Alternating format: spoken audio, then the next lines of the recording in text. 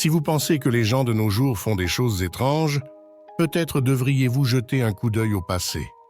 Alors, vous verrez que nos ancêtres avaient l'habitude de faire des choses qui semblent bien plus étranges, comme par exemple des cages pour bébés, des jouets radioactifs, de la cocaïne pour soigner un rhume.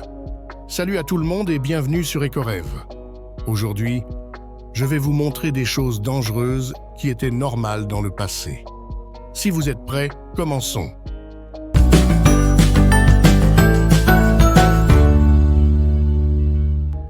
La photographie post-mortem, qui consiste à prendre des clichés de personnes décédées, était une pratique courante pendant de nombreux siècles.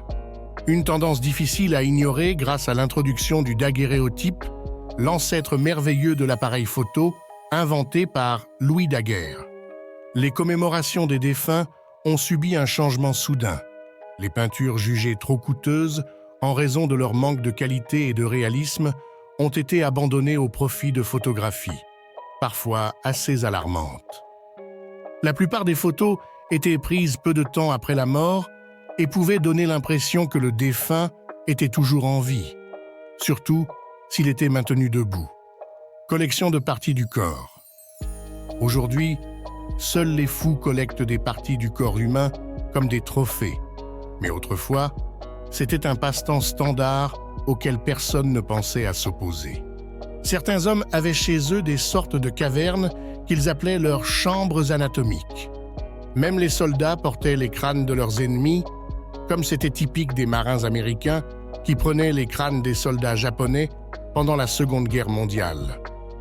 Dans les années 1930, ces cages grillagées étaient très courantes dans les familles britanniques.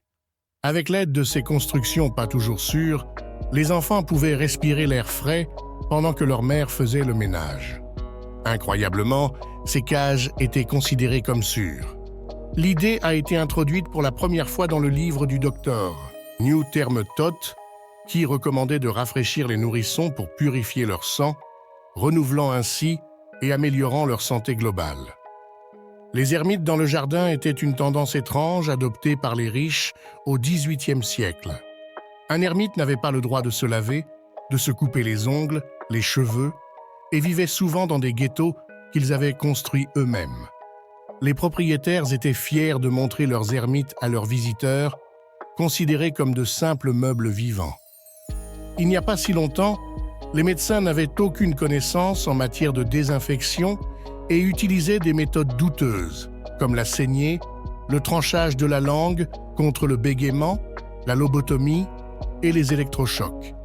Même les médecins les plus célèbres de l'époque, comme le chirurgien orthopédique Lewis Eyre, ont pratiqué de nombreuses opérations avec des résultats désastreux. Au XIXe siècle, un traitement populaire était la thérapie par les sangsues.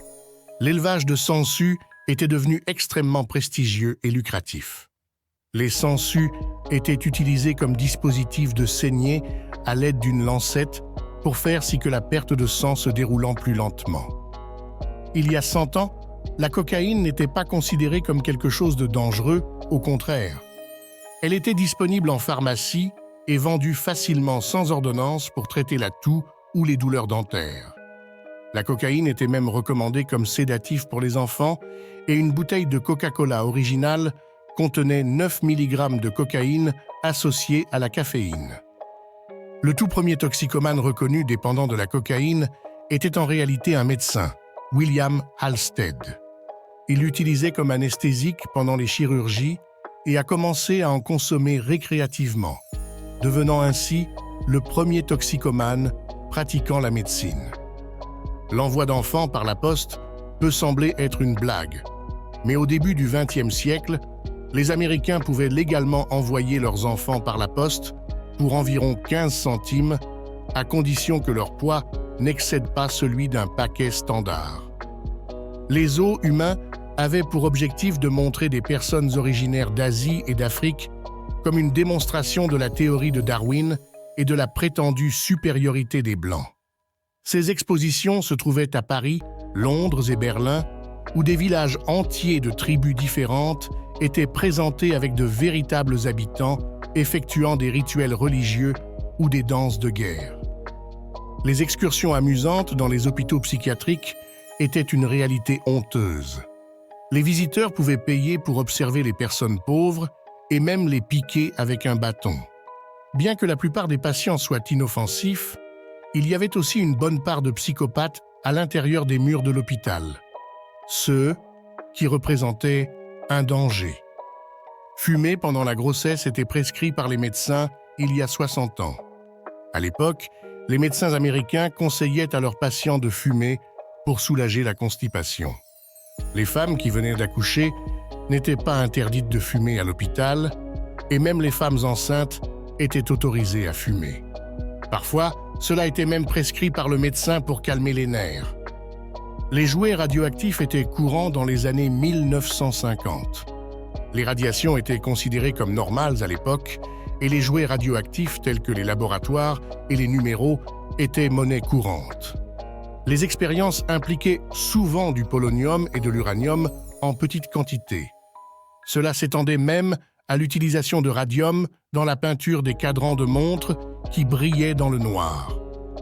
En fin de compte, la vie aurait-elle été différente si ces pratiques n'avaient pas été arrêtées et si la médecine avait continué ainsi?